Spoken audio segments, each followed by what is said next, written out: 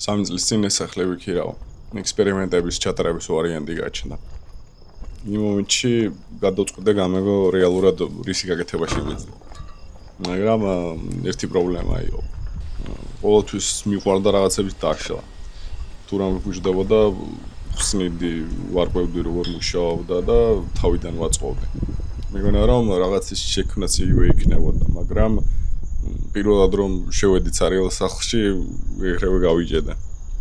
არაფერი იყო შესაკეთებელი და არაფერი იყო გადასარჩენი. მხოლოდ ცარიელი სივრცე.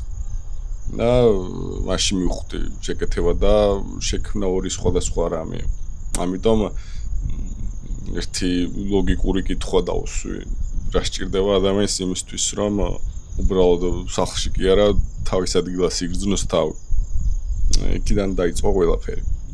პირველად მაგი და მერე თარო, სანათი, სავარძელი და ასე შემდეგ. უმეტესად ნარჩენი მასალებისგან. დიახ, არ მაინტერესებდა იდეალური იქნებოდა თუ არა. მაინტერესებდა გამოდგებოდა თუ არა. ახლა დაახლოებით ხვდები რის კეთება მომწონს.